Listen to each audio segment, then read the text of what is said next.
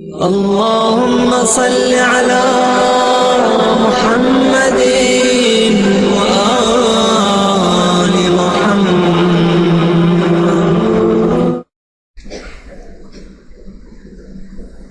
ایک چیز آج کل اور بہت پھیلائی جا رہی وہ یہ ہے کہ حضرت حلیمہ سعدیہ پیغمبر اسلام کی رضائی والدہ نہیں تھی۔ اچھا دیکھیے، ابھی میں آپ کے سامنے اس کی چیز پیش کرتا ہوں کہ بہت ساری چیزیں یہ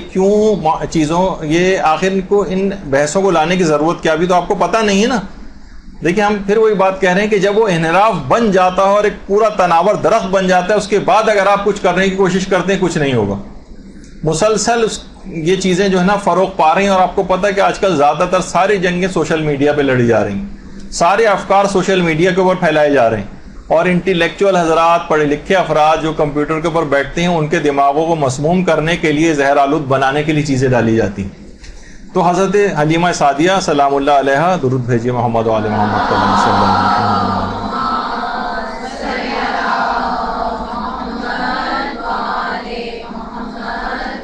پیغمبر اسلام کی رضائی والدہ، جن کی قبر مبارک جنت البقیع میں، مومنین سب وہاں پر جاتے ہیں، اور مکے ہی میں یا اس جگہ کے اوپر کہ جہاں پر حضرت حلیمہ رہا کرتی تھی، ایک منسوب مقام بھی ہے کہ جہاں کے متعلق یہ بات کہی جاتی، ظاہر ہے کہ وہ اب تو اتنی ثابت شدہ نہیں ہے، کہ یہاں پر حضرت حلیمہ رہا کرتی تھی۔ تو معاذ اللہ اب ان کی ایمان کو مشکوک بنانے کے لیے بہت ساری باتیں کہی جا رہی ہیں، اور کچھ افراد تو معاذ اللہ ثم معاذ اللہ نقل کفر نہ باشد، وہ کہتے ہیں کہ ان کا ایمان بھی مشکوک تھا یا وہ کافرہ تھی۔ تو یہ کیسے ممکن ہے کہ پیغمبر نے ان کا دودھ پیا ہو؟ اور بعض شاعر نما ذاکر یا ذاکر نما شاعر اس قسم کی باتیں مجلسوں میں پڑھنا شروع ہو گئے۔ دیکھیے، باطل کی ہمیشہ سے ایک اور بات دماغ میں رکھی، باطل کی ہمیشہ سے ایک حکمت عملی ہے جسے کہا جاتا ہے مقدسات کی توہین، مقدسات کی توہین کرنا۔ اب آپ دیکھیں کتنے مظالم ہو گئے تھے کربلا میں، لیکن لاشوں کی پائمالی کیوں کروائی گئی؟ سروں کو کاٹ کر شہداء کے نیزوں پر کیوں بلند کیے گئے؟ خواتین عصمت و طہارت کو سروں سے چادریں چھین کر بازاروں میں کیوں گھمایا گیا؟ اسی طرح سے قبروں کی توہین وہ لوگ کیوں کرتے تھے؟ حضرت زہرا سلام اللہ علیہ کی قبر مبارک کو مخفی کیوں کیا گیا؟ اور ان کے قبر کو کھود کر جسم نکالنے کی اور اس پر نماز پڑھنے کی دھمکی کیوں دی گئی؟ اسی طرح سے مولا کی اپنی قبر جو ہے وہ مخفی کتنے عرصے تک مخفی رہی اور اس کے بعد پھر ظاہر ہوئی۔ تو ہمیشہ سے دیکھیے ظالم بادشاہ ان قبروں کو کھدواتے بھی رہے ہیں۔ امام حسین علیہ السلام کی قبر مبارک پر تو ہل چلوائے گئے، نہروں کا جو پانی کا رخ وہاں پر موڑا گیا، اور جس اعتبار سے آل سعود نے جو جنت البقیع وغیرہ کو مسمار کروایا، مقدسات کی توہین۔ اور موجودہ زمانے میں جو ناصبی حضرات ہیں اور دشمنان اہل بیت یہی کام شام اور مختلف علاقوں کے اندر انجام دے رہے ہیں کہ مزارات کو جو مقدسات ہیں ان کو منہدم کر رہے ہیں، مساجد کو منہدم کر رہے ہیں، امام بارگاہوں کو دھماکوں سے اڑا رہے ہیں۔ حجر ابن عدی کی قبر وغیرہ کا جو آپ نے کچھ عرصے پہلے دیکھا، ان کی بے حرمتی کی قبر مبارک کی، ان کی حضرت جعفر طیار کے مزار کو جو نقصان پہنچایا، حضرت زینب سلام اللہ علیہ کے مزار کے اوپر جو ہے وہ اکثر و بیشتر بمباری کرتے رہتے ہیں۔ حضرت رقیہ کا تو کتنے عرصے کے بعد اس کو جس حالت کے اندر ان کے روضے کو حضرت سکینہ کے، حضرت رقیہ کے جو اتنا نقصان پہنچایا، اور اب وہاں سے شامی فوجوں نے اس کو آزاد کرایا ہے۔ تو یہ تو ایک طرح سے فزیکل طور پر جو حملے کرتے تھے، یہ بھی مقدسات کی توہین فزیکلی کرتے تھے۔ دوسرا طریقہ ہے مقدسات کی توہین کا، وہ ہے علمی اور تحریری طور پر توہین کرنا۔ مثلا ہم کب سے حضرت ابو طالب علیہ الصلوۃ والسلام کے ایمان کو ثابت کرتے آ رہے ہیں، صلی اللہ علیہ وسلم۔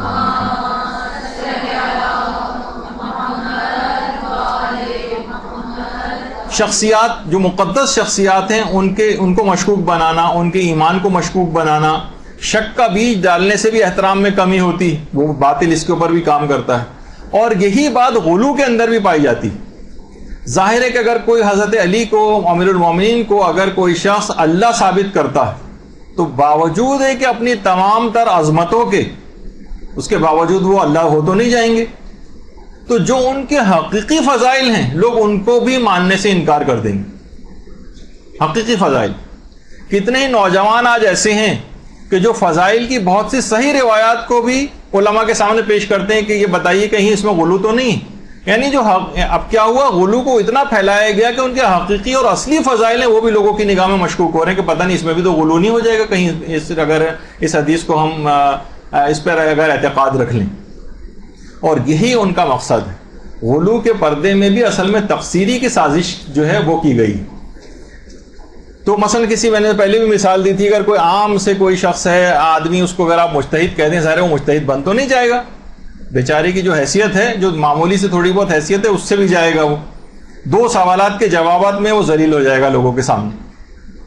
تو دیکھیے غلو و تفویض کے اندر بھی یہی نقصانات علماء کہتے ہیں کہ یہ خاص سازش ہے کہ باقاعدہ اگر کوئی شخص واقعتاً ان کے فضائل دیکھ کر قریب بھی آنا چاہے تب بھی غلو اور تفویض وغیرہ کو دیکھ کے بھاگ جائے.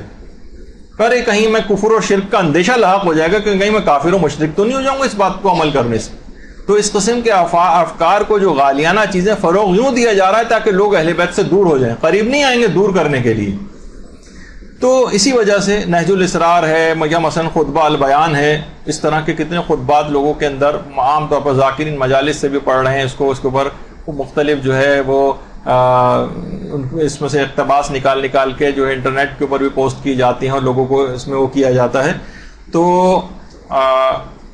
یہ بھی اسی کی ایک سازش ہے. اس لحاظ سے آپ اس بات کو دیکھ سکتی ہیں کہ جب بھی علماء نے فتویٰ دیا ہے کہ ہمارے برادران اہل سنت کے مقدسات کی توہین کرنا حرام, کتنا بلیغ اور گہری نگاہ کا فتویٰ یہ. آغا سیستانی نے کہا کہ باقاعدہ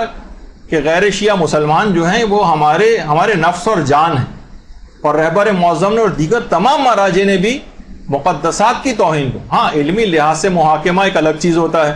تعصبات وغیرہ کو نکال کر کوئی لڑائی جھگڑا نہیں ہوتا, کہ علمی طریقے سے بات ثابت کی جاتی ہے, وہ تو اپنی جگہ باقی رکھنا. لیکن تعصبات کے آگ کو فروغ دیتے چلے جانا یہ باطل یہ چاہتا ہے. خود آپ دیکھ لیں کہ جو آج یہ سروں کو کاٹ کے فٹ بال کھیلنا اور فلاں اور یہ سب کی چیز کیا ہے, یہ آپ فرقہ واریت کو مزید ابھارنے کے لیے, ورنہ کوئی بھی شخص جو عوامی طور پر پذیرائی چاہتا ہے وہ کبھی بھی یہ والے کام نہیں کرے گا. اسے پتہ ہے کہ نہیں یہ تو لوگ میرے خلاف ہو جائیں گے, لیکن ان کو اس بات کی پرواہ نہیں ہے کیونکہ وہ چاہتے ہی کہ اس کے ذریعے تفرقہ فروغ پائے.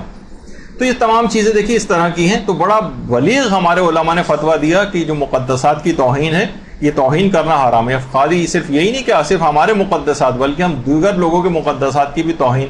اس کو بھی حرام سمجھتے ہیں. تو اب کچھ ایسی چیزیں ہونے لگی ہیں کہ مسلسل کہ حضرت حلیمہ سعدیہ کی شخصیت کو بھی کچھ داغدار کیا جائے. اچھا البتہ کچھ چیزیں لوگ اس کے طور پر پیش کرنے لگے ہیں, جیسے کہ مثلا ہم اس کتاب کی, اور بہت بہترین کتاب ہے, تقریباً ہر شیعہ کے گھر میں کتاب موجود بھی ہے, لیکن بہت ساری چیزیں اس میں فاضل جو مؤلف ہیں اس کے, انہوں نے اپنا ذاتی نظریے کے طور پر حاشیہ ڈال کے جو چیزیں لکھی ہیں تو اس کو لوگ اکثر بیس بنا رہے ہیں. یہ خود کتاب بہت اچھی ہے, اور ضروری نہیں کہ مثلا کسی چیز کو کوئی بات کسی نقطے سے اگر اختلاف کیا جائے تو لوگ اسے پوری کتاب یا اس مصنف کے خلاف اس بات کو سمجھنے لگیں, ایسا نہیں. تو اس کتاب کے اندر باقاعدہ یہ چیز لکھی گئی ہے, یہ اسی کتاب کا صفحہ ہی ہے کہ روایت کے ذریعے چیز لکھا ہے کہ پیغمبر کی پیدائش کو بھی 2 ماہ بھی نہ ہونے پائے تھے کہ آپ کے والد کا انتقال ہو گیا مدینے میں, کیونکہ وہ وہاں تجارت کے لیے گئے تھے, اور انہوں نے سوائے 5 اونٹوں اور چند بھیڑوں اور ایک حبشی کنیز ام ایمن کے علاوہ کچھ ورثے میں نہ چھوڑا تھا. اور حضرت آمنہ کو حضرت عبداللہ کی وفات کا اتنا صدمہ ہوا کہ دودھ خشک ہو گیا, چونکہ مکے کی آب و ہوا بچوں کے واسطے چندہ موافق نہ تھی, اس واسطے نواح کی بدو عورتوں میں سے دودھ پلانے کے لیے کے واسطے تلاش کی گئی. انا کے دستیاب ہونے تک ابو لہب کی کنیز صوبیہ نے حضرت آن حضرت کو 3-4 مہینے تک دودھ پلایا. اقوام بدو کی عادت تھی کہ سال میں 2 مرتبہ موسم بہار اور موسم خزاں میں دودھ پلانے اور بچہ پالنے کی نوکری کی تلاش میں آیا کرتی تھیں. آخر حلیمہ سعدیہ کے نصیبے نے زور کیا اور وہ آپ کو اپنے گھر لے گئیں اور آپ حلیمہ کے پاس پرورش پانے لگے. یہ تاریخ اسلام کے اعتبار سے لکھا ہے انہوں نے. لیکن انہوں نے نیچے لکھا ہے مجھے اس تحریر کے اس جز سے کہ رسول خدا کو صوفی اور حلیمہ نے دودھ پلایا ہے اتفاق نہیں. اچھا پھر نیچے لکھا ہے کہ اگرچہ تقریباً تمام مورخین نے صوفیہ اور حلیمہ کے متعلق لکھا ہے کہ ان عورتوں نے حضرت رسول اکرم کو دودھ پلایا تھا، اور تھوڑے دنوں نہیں بلکہ کافی عرصے تک پلایا تھا، لیکن میرے نزدیک درست نہیں ہے، کیونکہ دنیا کی کسی تاریخ میں یہ نہیں ہے کہ کسی نبی کو اس کی ماں کے علاوہ کسی اور نے دودھ پلایا ہو۔ حضرت نوح سے حضرت عیسیٰ تک کے حالات دیکھے جائیں، کوئی ایسی مثال نہیں ملے گی جسے رسول خدا کو حلیمہ وغیرہ کے دودھ پلانے کی تائید ہوتی ہو، اور ہمیں تو ایسا نظر آتا ہے کہ جیسے قدرت کو اس امر پر اصرار شدید تھا کہ وہ اپنے نبی کو اس کی ماں ہی دودھ پلائے۔ مثال کے طور پر حضرت ابراہیم اور موسیٰ کا واقعہ دیکھیے، اندازہ لگائیے کتنے ناسازگار حالات و واقعات میں ان کی ماں کو دودھ پلانے کے لیے ان تک پہنچایا گیا، اور جب ایسا دیکھا کہ ماں کے پہنچنے میں دیر ہو رہی ہے تو خود اسی بچے کے انگوٹھے سے دودھ پیدا کر دیے، جیسے کہ ابراہیم کے لیے ہوا۔ مطلب یہ تھا کہ اگر بچے کو ماں کا دودھ دستیاب نہ ہو سکے تو کسی دوسرے طریقے سے شکم سیری ہو جائے۔ ان حالات میں میری سمجھ میں نہیں آتا کہ انبیاء ما سبق کے طریقے سے ہٹ کر رسول اکرم کو ماں کے علاوہ کسی دوسرے کے دودھ پلانے کو کیوں کر تسلیم کیا جائے،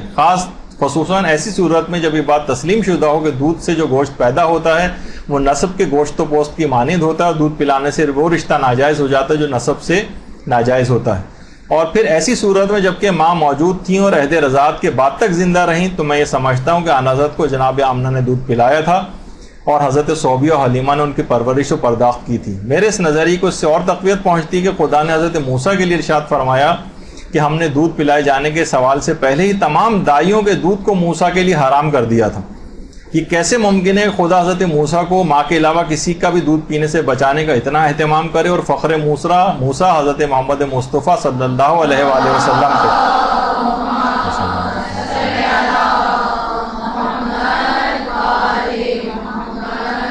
کو اس طرح نظر انداز کرتے کہ ایسی عورتیں انہیں دودھ پلائیں جن کا اسلام بھی واضح نہیں ہے۔ یہ بات بہرحال ان کا ایک اپنا نظریہ جو کہ ابھی ہم آگے چل کر مجتہدین وغیرہ کے اس سے آپ کو ثابت کرتے ہیں۔ تو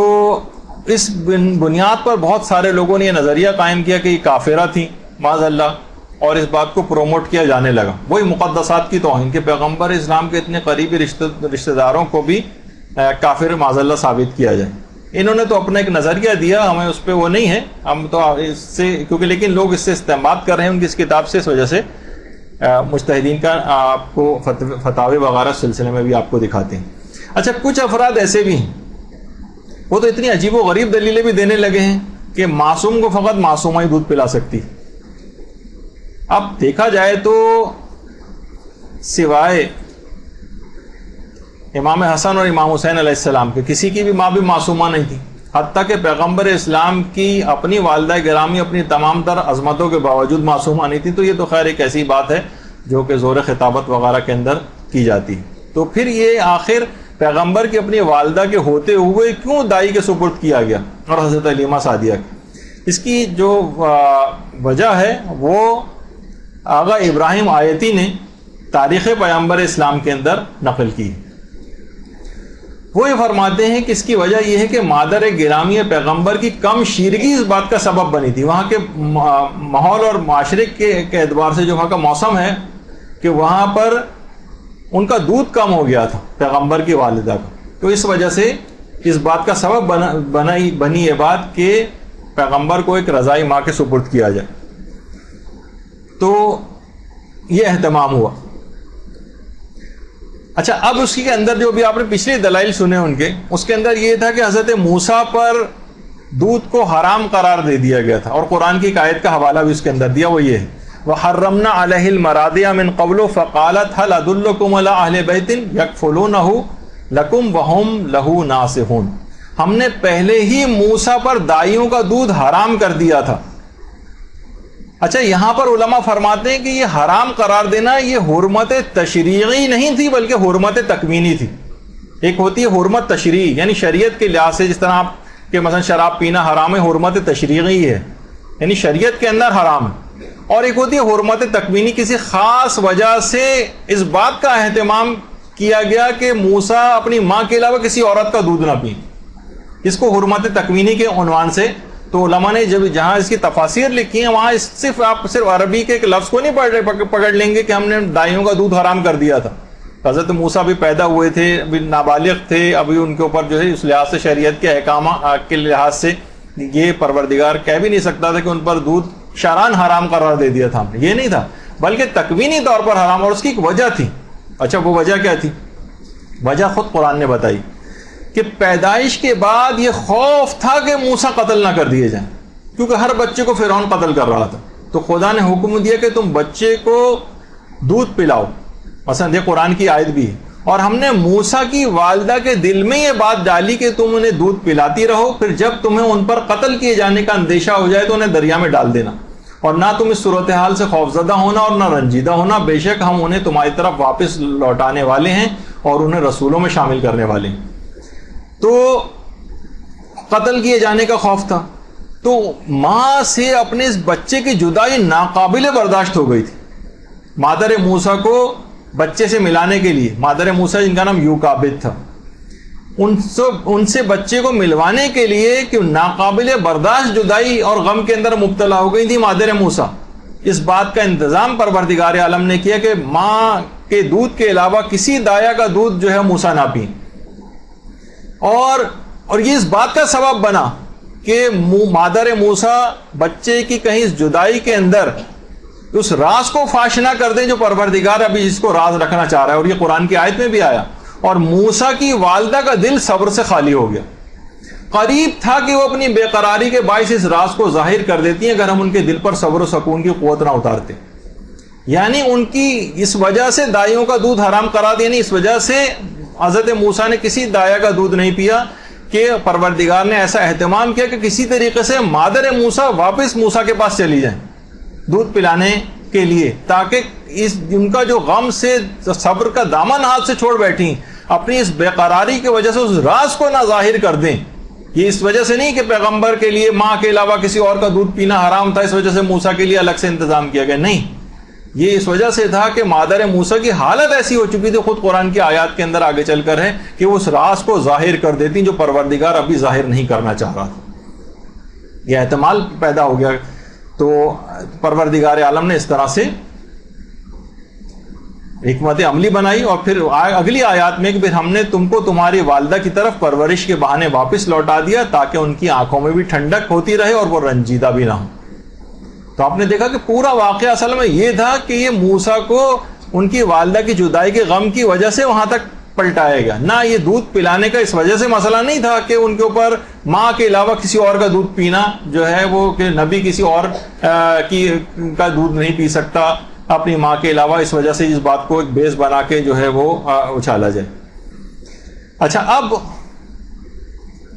یہاں پر علماء تاریخ نے دو احتمالات ذکر کیے کہ کیا موسیٰ دودھ پلا کر واپس چلی جاتی تھیں، یا بچے کے ساتھ محل میں رہتے ہوئے بچہ مکمل طور پر ماں کے پاس رہا تھا۔ تاریخ اس سلسلے میں خاموش ہے، لیکن علماء کہتے ہیں نوزائیدہ بچہ جتنی جلدی ماں کا دودھ پیتا ہے اس میں زیادہ قرین عقل یہی ہے کہ مادر موسیٰ نے فرعون کے محل میں قیام کر لیا تھا، کیونکہ بچے کو تو ہر 2 گھنٹے بعد، 1.5 گھنٹے بعد، 2 گھنٹے بعد دودھ پلانا ہوتا ہے، بار بار یہ تو نہیں کر سکتی کہ دن میں ایک دفعہ پلایا اور چلی گئی پھر اگلے دن آ رہی، تو بچے کی جو صورتحال ہوتی ہے اس میں تو بار بار دودھ پلانا ہوتا ہے، تو اس لحاظ سے مادر موسیٰ نے وہیں پر ہی قیام کیا تھا، اور یقیناً وہیں پر ہی کھانا پینا بھی کھایا ہوگا اپنا۔ بہت سے لوگ اس کے اندر بھی چیزیں لے کر آتے ہیں، یہ کیسے ممکن ہے کہ کافر اور اتنے ظالم کے گھر کا کھانا جو ہے وہ کھا لیں، تو باقاعدہ آیت اللہ ناصر مکارم شیرازی نے، جو کہ ابو لہب کی لونڈی تھی جس نے پیغمبر اسلام کو دودھ پلایا تھا، اس سلسلے میں لکھا ہے کہ ضروری نہیں کہ کافر کے گھر کا ہر مال حرام ہو۔ یہ لوگ عام طور پر یہ چیز سمجھتے نہیں، اور وہ کیونکہ اس کی تفصیلات سے واقف نہیں ہے تو بہرحال اس لحاظ سے ان کے اوپر ایک اعتراض کر دیتے ہیں۔ تو اس لحاظ سے اسی فرعون کے گھر کے اندر ہی مادر موسیٰ اس لحاظ سے تربیت کرنے اور دودھ پلانے کے حوالے سے رہی تھیں، اور اس کے بعد جب شیر خوارگی کا زمانہ پورا ہو گیا تو مستقل طور پر پھر موسیٰ کو فرعون کے حوالے کر دیا تھا۔ اور بہرحال یہ بھی ہے کہ ہمارے جو 5ویں امام محمد باقر علیہ السلام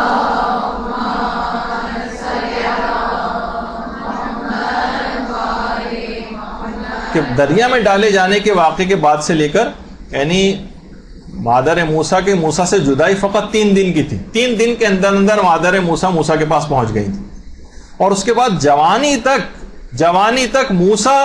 فرعون کے محل میں رہے، اور باقاعدہ قرآن کے اندر موسیٰ یہ فرعون کا قول بھی نقل کیا گیا. ابھی تو پہلے کہ بس ہم نے یہ تو پروردگار عالم کہہ رہے بس ہم نے موسیٰ کو ان کی والدہ کے پاس لوٹا دیے، جو ابھی آپ نے سنا.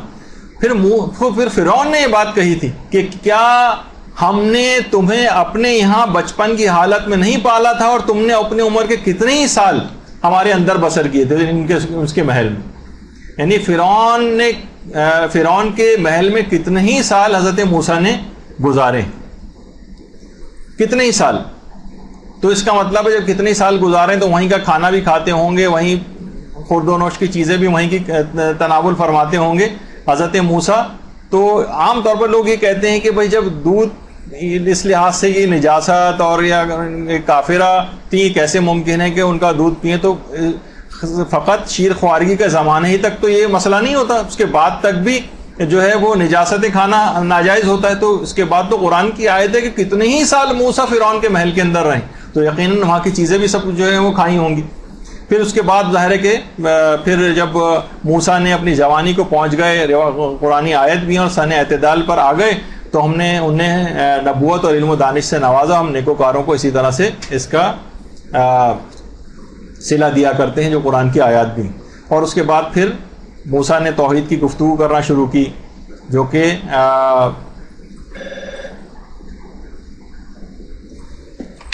جی اس کے بعد پھر موسیٰ نے اس انداز سے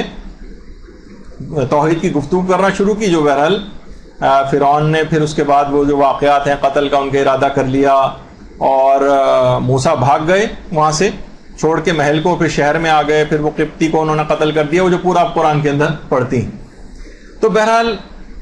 نجم الحسن کراروی صاحب کی اس جو انہوں نے اپنا ایک اختلافی نوٹ اس سلسلے میں لکھا ہے، اس نظریے کسی بھی عالم نے، کسی مجتہد نے، کسی مورخ نے، کسی مفسر نے اس نظریے کی تائید نہیں کی ہے. اور یہ مسئلہ فقط 2-2.5 سال کی رضاعت تک نہیں تھا، یعنی کہ ماں کے دودھ کو تو چلے 2 سال تک صرف پلانے کا اس لحاظ سے حکم ہے، لیکن اس کے بعد جوانی تک بھی موسیٰ فرعون کے محل میں رہے ہیں. اور اسی طریقے سے پیغمبر اسلام، جو عام طور پر دیکھیے پیغمبر کا نفس جو ہوتا ہے اور پیغمبر اسلام کا جو نفس تھا، یہ اتنا قوی نفس تھا کہ اس بات سے بہت بالا ہے کہ کسی عورت کے دودھ سے متاثر ہو جائے. کہ اس کو پڑھ کے لوگوں نے یہ بھی لکھا ہے کہ اس کے اثرات آنے لگتے ہیں، جیسے ابھی آپ نے ان کے دلائل میں سنا تھا کہ اسی سے گوشت پوشت نمو پاتا ہے، اس کے اثرات منتقل ہوتے ہیں. تو پیغمبر کا انتہائی قوی نفس،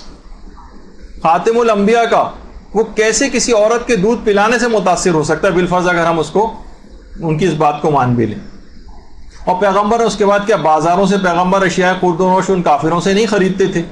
ان کو استعمال نہیں کرتے تھے پیغمبر، اس سے بھی کوئی متاثر نہیں ہوتے تھے. تو بہرحال اب دیکھیے اس میں آغا سیستانی سے بھی ایک استفتاء اس سلسلے میں کیا تھا ہم نے، اور اس میں سوال یہی پوچھا تھا کہ بعض اہل علم نے لکھا ہے کہ حلیمہ سعدیہ رسول اللہ کی رضائی والدہ تھیں، رضائی والدہ نہیں تھیں، اور یہ واقعات جھوٹ ہیں، تو کیا یہ بات صحیح ہے؟ تو وہاں سے ان کا یہ جواب آیا کہ حلیمہ سعدیہ رسول اللہ کی رضائی والدہ تھیں. آپ کی والدہ حضرت آمنہ بنت وہب کا دودھ کم ہو گیا تھا، اس لیے آپ کو حلیمہ سعدیہ کے سپرد کیا گیا تھا. اور اس زمانے میں اشراف و بزرگان عرب میں یہ رسم عام تھی کہ اولاد کو دایا کے سپرد کرتے تھے. یہ آیت اللہ سیستانی کا ہمیں جواب ملا، جو کہ فارسی میں موجود بھی ہے ہمارے پاس، اس کا بھی آپ نے ترجمہ دیکھا.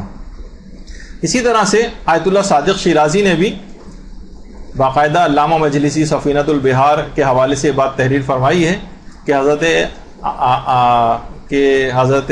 حلیمہ سعدیہ وہ مومنہ اور موحدہ تھیں اور دین ابراہیمی پر تھیں، اور ہرگز طریقہ جاہلیت پر نہ تھیں. اور پھر مرزا حسین نوری وغیرہ کا حوالہ بھی انہوں نے دیا. تو ان جو مجتہدین کا جو نظریہ ہے وہ بھی اس بات کے بالکل خلاف ہے، اور یہ ان کے فتوے کا جو ہے وہ متن ہے. تو دیکھیے تمام مسلمان جب وہاں جنت البقیع جاتے ہیں تو حضرت حلیمہ سعدیہ کی قبر پہ بھی جاتے ہیں، اور ان کی باقاعدہ ایک زیارت بھی جا کر پڑھتے ہیں کہ السلام علیک یا ام رسول اللہ، السلام علیک یا مرضعۃ رسول اللہ، اے رسول اللہ کی والدہ آپ پر ہمارا سلام ہو، اور اے رسول اللہ کو دودھ پلانے والی آپ پر ہمارا سلام ہو. تو تمام مسلمان جنت البقیع جا کر باقاعدہ طور پر یہ بات کہتے ہیں. لیکن یہ کہ بہرحال اس کے خلاف ہم نے دیکھا کہ بہت تیز رفتاری کے ساتھ اس پہ ڈسکشنز شروع ہو گئے ہیں, بہت زیادہ اس کے خلاف باتیں شروع ہو گئی ہیں, اور مقدسات کی توہین کے حوالے سے ان چیزوں کو رائج کیا جا رہا ہے کہ جو مقدس ہستیاں ہیں ان کے اوپر علمی حملے کیے جائیں, ان کے ایمان کو مشکوک بنایا جائے تاکہ اس کے بعد کے مرحلے ان کے لیے آسان ہو جائیں. کچھ عرصے یہ کام کریں گے, نوجوان کتنے ہیں جو کہ اس کے اوپر بحثیں کر رہے ہیں اور باقاعدہ وہ بھی اس نظریے کو ماننے لگے ہیں اور معاذ اللہ صراحتاً کہنے لگے ہیں کہ ان کا اسلام ثابت نہیں ہے اور وہ اسلام کے اوپر ان کا انتقال نہیں ہوا. ایک لحاظ سے جسے کہا جائے معاذ اللہ کہ وہ کافرہ تھیں. اس قسم کے نظریات کا اظہار کرنا تو پہلے اسے کہ نوجوان آپ کے گھروں کے اندر بھی آئیں گے, آپ کے بھائی بہن شوہر ان نظریات کے حامل ہو کر, اور ایک ابتدا وہ لوگ اس سے کر رہے ہیں, اس کے بعد دیگر آہستہ آہستہ مقدس ہستیوں کو بھی نشانہ بنائیں گے, جیسے غلو کے پردے میں نشانہ بنانے لگے. تو پہلے سے آپ کو ان تمام چیزوں کے متعلق آگاہ کرنا مقصود تھا. بس یہاں پر اپنی گفتگو روکتے ہیں. 3 چیزوں کے اوپر ہی آج ہمیں اپنی گفتگو رکھنی تھی, تو یہاں پر گفتگو روکتے ہیں. وصلی اللہ علی محمد وآلہ الطیبین الطاہرین.